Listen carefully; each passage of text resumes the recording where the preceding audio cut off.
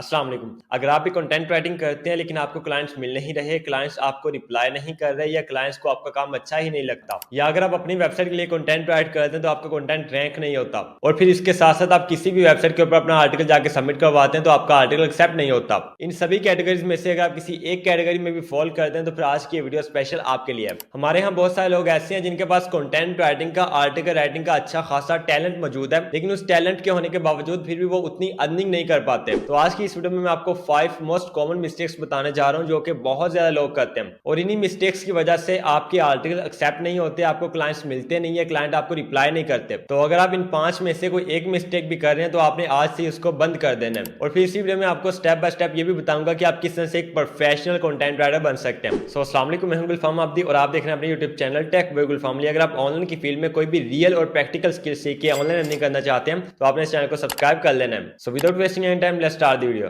Mistake number 1 है keyword stuffing. बहुत ज्यादा लोग ये मिस्टेक करते हैं जो न्यू आर्टिकल राइटिंग सीखते हैं, वो अपने आर्टिकल में अपने फोकस कीवर्ड को बहुत ज्यादा स्टफ करते हैं, जगह जगह पे उसको ऐड करते हैं। और ये बात मैं आपको अपने कंटेंट राइटिंग कोर्स में भी बता चुका हूं कि ये मेथड बहुत पुराना हो चुका है। आज के दौर में गूगल इस तरह के आर्टिकल को एक्सेप्ट नहीं करता, अच्छा नहीं समझता जहां पे आपने कीवर्ड स्टफिंग की होती है। अभी आपने देखना होता है यूजर एक्सपीरियंस को और सिमेंटिक एसईओ आपने करनी होती है उसके हिसाब से। ये लाजमी नहीं है कि आपका जो फोकस कीवर्ड वो जगह जगह पे हो फिर आपका आर्टिकल रैंक करेगा। इसके बगैर भी आपका आर्टिकल रैंक कर जाएगा। आपका फोकस कीवर्ड जहां पे बनता है सिर्फ आपने उसको वहीं पे ऐड करना है। जबरदस्ती आपने अपने कीवर्ड को जगह जगह पे ऐड करने की कोशिश नहीं करनी। इस तरह अगर आप करेंगे तो ना आपका आर्टिकल आपके किसी क्लाइंट को पसंद आएगा, ना किसी वेब मास्टर को पसंद आएगा और ना ही गूगल को पसंद आएगा। ये देखिए यहाँ पे ये हमारे पास एक आर्टिकल है, इसका यहाँ पे टाइटल ये 10 important benefits of e commerce SEO. ये इसका टाइटल है और इसका ये फोकस कीवर्ड है benefits of e commerce SEO.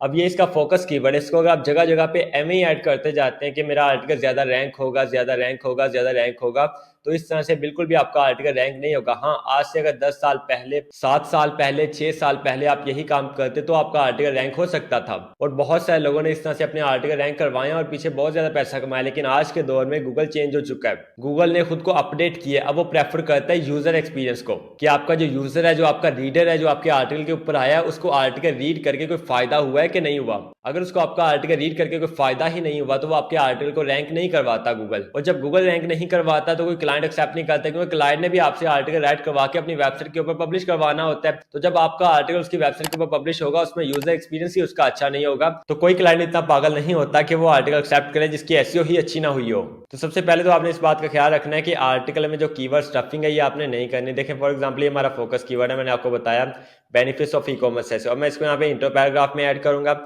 उसके बाद मैं नीचे देखूंगा H2 में इसको ऐड करूंगा, ठीक है, जहां पे मेरी H2 एडिंग होगी। और फिर तीसरे नंबर पे मेरी कोशिश ये होगी कि मेरे आर्टिकल की जो कंक्लूजन है उसमें मेरा फोकस कीवर्ड ऐड हो, तो यहाँ पे मैं कंक्लूजन में इसको ऐड करूंगा, ठीक है। और कंक्लूजन में ऐड करने के बाद नंबर 4 देखिए हमारे टाइटल में H1 में तो है ही है हमारा फोकस कीवर्ड, यहाँ पे देखिए। सो ये हमारे पास 4 मेजर प्लेसेस होते हैं जहाँ पे हमारा फोकस कीवर्ड ऐड होना चाहिए लाजमी। इसके अलावा अगर आप किसी और पैराग्राफ में ऐड करना चाहते हैं, किसी और सेंटेंस में ऐड करना चाहते हैं, किसी और हेडिंग में ऐड करना चाहते हैं तो आप कर सकते हैं, लेकिन ये नहीं कि आप जगह जगह पे आप बार बार ऐड करी जाए। एक टर्म है जिसको आपने अंडरस्टैंड करना है, वो टर्म है कीवर्ड डेंसिटी। आपको पता होना चाहिए कि आपके आर्टिकल की कीवर्ड डेंसिटी कितनी है। और कीवर्ड डेंसिटी चेक करने के लिए सिंपली आपने गूगल के ऊपर आना है और यहाँ पे आपने सर्च करना है आर्टिकल कीवर्ड डेंसिटी चेकर। ये लिखे जस्ट आपने एंटर प्रेस करना है। देखिए जैसे ही हमने एंटर प्रेस किया टॉप के ऊपर हमारे सामने SEOreviewtools.com की वेबसाइट शो हुई है। सिंपली हमने 1 क्लिक करके इसको ओपन कर लेना है। ओपन करने के बाद यहाँ पे देखिए हमारे पास 2 ऑप्शन होते हैं। नंबर 1 इनपुट यूआरएल का, एक तो जो आपका पब्लिश हुआ आर्टिकल है, जो आपका ऑलरेडी गूगल के ऊपर आर्टिकल पब्लिश हुआ है उसका आप यूआरएल कॉपी करके यहाँ पे पेस्ट कर सकते हैं, उसकी आप यहाँ पे कीवर्ड डेंसिटी चेक कर सकते हैं।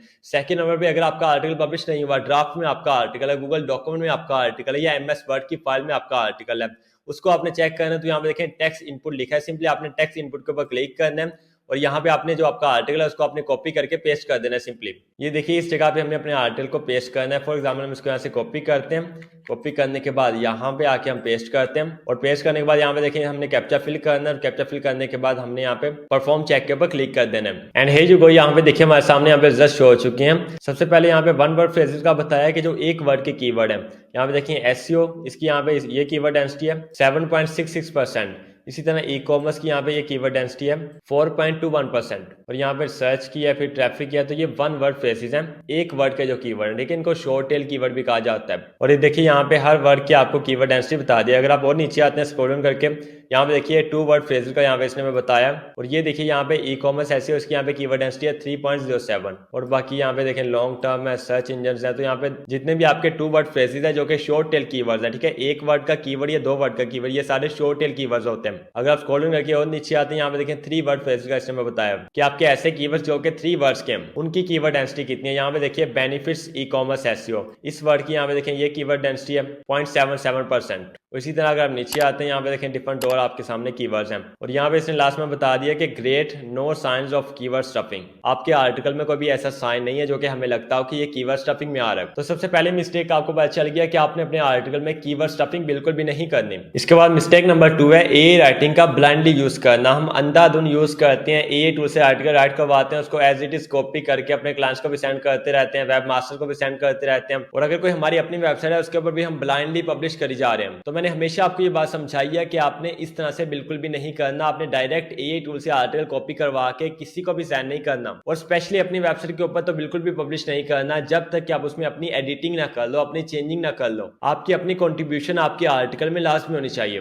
वो कंट्रीब्यूशन आप मैनुअली भी कर सकते हैं, एआई टूल को यूज करके भी कर सकते हैं। और ये सारा प्रोसेस मैंने आपको बहुत दफा बताया, अगर आप मेरे चैनल के ऊपर पुराने हैं तो आपको पता होगा। इससे पहले कि मैं आपको अगेन ये बात बताऊं कि आपने एआई आर्टिकल को पहले ह्यूमनाइज करना है, फिर आपने ग्रामर को चेक करना है, पहले मैं आपको ये बताना चाहता हूं कि सिर्फ ये बात नहीं है कि जो आर्टिकल आपने एआई टूल से राइट करवाया उसमें एआई डिटेक्शन शो होगी, वो तो होगी ही होगी, लेकिन इसके अलावा भी एआई टूल से आर्टिकल राइट करवाने के अगर आप एज इट इज उसको सेंड करते हैं तो बहुत ज्यादा नुकसान आते हैं। तो एआई टूल से आर्टिकल कॉपी पेस्ट करने के जो मेजर 3 नुकसान आते हैं उनको हम यहाँ पे डिस्कस करते हैं। सो नंबर 1, जब आप एआई टूल से आर्टिकल राइट करवाते हैं तो एआई आपको कभी भी पुरानी इन्फॉर्मेशन दे सकता है, कभी भी आउटडेटेड इन्फॉर्मेशन दे सकता है जो कि अभी के हिसाब से गलत हो। फॉर एग्जाम्पल एक रिसर्च 2020 में हुई है लेकिन वो 2025 में उसको गलत साबित कर दिया गया है, लेकिन एआई टूल आपको उसी 2020 की रिसर्च से भी आर्टिकल राइट करके दे सकता है या कोई भी इन्फॉर्मेशन आपको प्रोवाइड कर सकता है। सो इसी वजह से एआई टूल की राइटिंग में चेंजिंग करना, उसमें एडिटिंग करना बहुत ज्यादा जरूरी है। नंबर 2, एआई टूल्स जो आपके लिए कंटेंट राइट करते हैं उसमें इमोशंस मिसिंग होते हैं, क्योंकि वो एक रोबोट होता है, उसमें इमोशंस नहीं होते। जिस तरह हम इंसान है, हमारे अंदर इमोशंस होते हैं।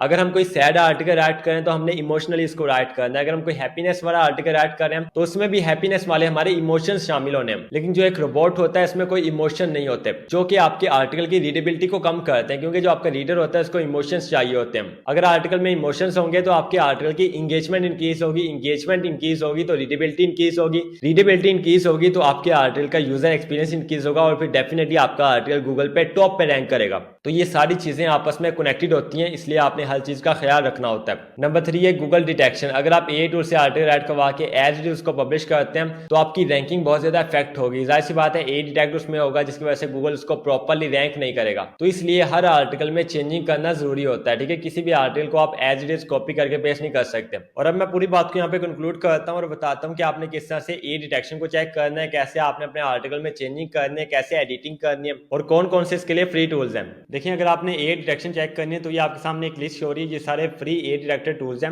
जिनको आप यूज करके अपने आर्टिकल की एआई डिटेक्शन को चेक कर सकते हैं। सो फॉर एग्जांपल हम यहाँ पे क्विल बोर्ड को यूज करते हैं। सिंपली आपने गूगल के ऊपर आना है, यहाँ पे आपने सर्च करना है quill board AI detector. Quill board AI detector लेके जस्ट आपने एंटर प्रेस करना है। देखिए जैसे हमने एंटर प्रेस किया टॉप के ऊपर सामने क्विल बोर्ड की वेबसाइट हो चुकी है। सिंपली हमने 1 क्लिक करके इसको ओपन कर लेना है। ओपन करने के बाद ये वाला इंटरफेस आपके सामने शो हो जाएगा। अब आपने अपने कंप्लीट आर्टिकल को कॉपी करके यहाँ पे पेस्ट करना है। पेस्ट करने के बाद आपने डिटेक्ट एआई के ऊपर क्लिक करना है, और जैसे आप डिटेक्ट एआई के ऊपर क्लिक करेंगे यहाँ पे आपको ये रिजल्ट्स दे देगा। सो इस तरह से आपने अपने आर्टिकल की एआई डिटेक्शन को चेक करना है। इसके बाद एआई डिटेक्ट अगर आपके आर्टिकल में होता है, फॉर एग्जांपल वो 100% आता है, 80% आता है, 90% आता है या 70% आता है, तो आपने अपने आर्टिकल को ह्यूमनाइज करना होता है। ह्यूमनाइज करने के लिए हमारे पास एक लिस्ट हो रही है, ये सारे टूल्स है जिनको आप फ्री ऑफ कॉस्ट, जिनसे अपने आर्टिकल को आप ह्यूमनाइज कर सकते हैं। इनमें से आपने किसी भी एक टूल को यूज करना है और अपने आर्टिकल को आपने ह्यूमनाइज करवा लेना है। ह्यूमनाइज करवाने के बाद आपने ये देखना होता है कि आपका आर्टिकल यूनिक भी है कि नहीं। सिर्फ ह्यूमनाइज होना काफी नहीं है, आपका आर्टिकल यूनिक भी होना चाहिए। और यूनिकनेस चेक करने के लिए आपके सामने एक लिस्ट हो रही है, ये सारे फ्री टूल्स हैं जिनको आप यूज करके अपने आर्टिकल में चेक कर सकते हो कि प्लेगरिज्म कितने % है।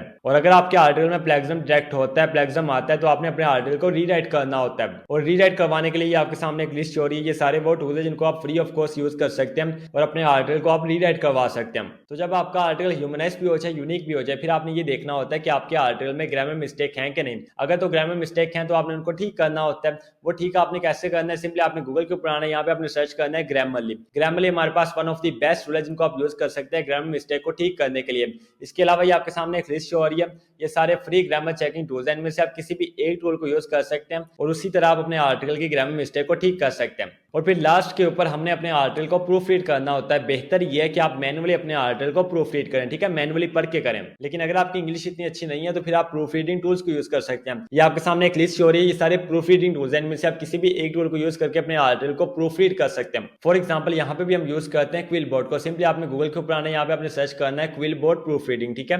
ये लिखे जस्ट हमने एंटर प्रेस करना है। देखें जैसे हमने एंटर प्रेस किया, टॉप के ऊपर हमारे सामने क्विल बोर्ड का प्रूफ रीडिंग पेज हमारे सामने ओपन हो जाएगा। सिंपली हमने वन क्लिक करके इसको ओपन कर लेना है। ओपन करने के बाद यहाँ पे आप दो तरह से अपने आर्टिकल को प्रूफ रीड करवा सकते हैं। नंबर वन, तो आप डॉक्यूमेंट यहाँ पे अपलोड कर सकते हैं। फॉर एग्जाम्पल गूगल डॉक्यूमेंट है या एमएस वर्ड फाइल है, वो आप यहाँ पे अपलोड कर सकते हैं। सेकंड नंबर पे अगर आप टेक्स्ट को कॉपी करके यहाँ पे पेस्ट करना चाहते हैं तो आप वो भी कर सकते हैं, ठीक है। दोनों तरह से आप यहाँ पे अपने आर्टिकल को प्रूफ रीड करवा सकते हैं। तो इस तरह से आपने एक प्रोफेशनली काम करना है, कॉपी पेस्ट आपने नहीं करना। मिस्टेक नंबर 3 है स्टोरी टेलिंग। आपके आर्टिकल्स में स्टोरी टेलिंग नहीं होती। अब स्टोरी टेलिंग क्या होती है? किसी भी बात को अगर आपने अपने आर्टिकल में करना है ना, तो एक स्टोरी की शेप में उसको खींचिए। फॉर एग्जाम्पल मैं आपको यहाँ पे बताता हूँ, अगर आप ये एक लाइन राइट करते हैं कि फ्रीलांसिंग एक बहुत अच्छी फील्ड है, इससे आप बहुत ज्यादा पैसे कमा सकते हैं। अब ये जस्ट एक सिंपल लाइन है, ये कोई स्टोरी टेलिंग नहीं है, इसमें कोई स्पेशल बात नहीं है। इसी लाइन को आप स्टोरी टेलिंग के थ्रू इस तरह से भी राइट कर सकते हैं कि अली ने फ्रीलांसिंग स्टार्ट की, लेकिन अली को क्लाइंट्स बिल्कुल भी नहीं मिल रहे थे। फिर एक दिन अली ने क्या किया, एक ऐसी स्ट्रेटेजी यूज की जिससे उसको एक हफ्ते के अंदर अपना पहला क्लाइंट मिल गया और फिर उसको ऑर्डर भी आ गया और अब वो फ्रीलांसिंग से अच्छी खासी इनकम जनरेट कर रहा है। तो देखिए बात वही है, लेकिन मैं इसको स्टोरी टेलिंग की शेप में कर दिया। और इसमें आप डिफरेंट गूगल से एग्जांपल्स को लेके उसको भी यूज कर सकते हैं, क्योंकि आर्टिकल में जो आप राइटिंग करते हैं उसका मकसद सिर्फ ये नहीं होता कि आपने इन्फॉर्म करना है लोगों को, आपने एंटरटेन भी करना है, आपने एजुकेट भी करना है। और लोगों का अगर आप इंटरेस्ट बना के रखते हैं ना अपने आर्टिकल में, तो वो आपके कंप्लीट आर्टिकल को रीड करते हैं। अगर उनका इंटरेस्ट ही आप बरकरार नहीं रख पाते तो वो आपके आर्टिकल को बीच में छोड़ के चले जाते हैं, क्लोज कर देते हैं। मिस्टेक नंबर 4 है वीक फॉर्मेटिंग। आप अपने आर्टिकल की फॉर्मेटिंग बहुत ज्यादा कमजोर करते हो, वीक करते हो। मैंने बहुत सारे लोगों को देखा है जो कि एक कंप्लीट आर्टिकल को एक पैराग्राफ में ही राइट कर देते हैं, ना कोई हेडिंग दी है, ना कोई बुलेट्स यूज की है, ना कोई नंबरिंग यूज की है। और पैराग्राफ भी एक तो कंप्लीट पैराग्राफ, या अगर कोई पैराग्राफ में डिवाइड भी करता है आर्टिकल को, तो इतने बड़े बड़े पैराग्राफ्स होते हैं कि देख के इंसान का सर चकरा जाता है कि इनको रीड कैसे करना है। तो नंबर 1 जो आपके आर्टिकल्स के पैराग्राफ्स हैं वो शॉर्ट होने चाहिए, ठीक है। 2 से 3 लाइन का एक पैराग्राफ होना चाहिए, 4 लाइन का हो सकता है मैक्सिमम। इसके बाद सेकंड नंबर पे आपने अपने आर्टिकल की प्रॉपर हेडिंग्स देनी है, ठीक है। सब हेडिंग्स भी आपने देनी है अगर पॉसिबल हो तो। हेडिंग्स और सब हेडिंग्स को अगर आप यूज करते हैं तो आपका आर्टिकल बहुत अच्छा फॉर्मेटिंग में आ जाता है। और नंबर 3 आपने अपने आर्टिकल में बुलेट्स को भी यूज करना है, नंबरिंग को भी आपने यूज करना है। और ये हर जगह आपने यूज करने नहीं लग जाना, जहां पे पॉसिबल हो, जहां पे बनता हो यूज करना। इस तरह से आपके आर्टिकल की फॉर्मेटिंग बेहतर होगी,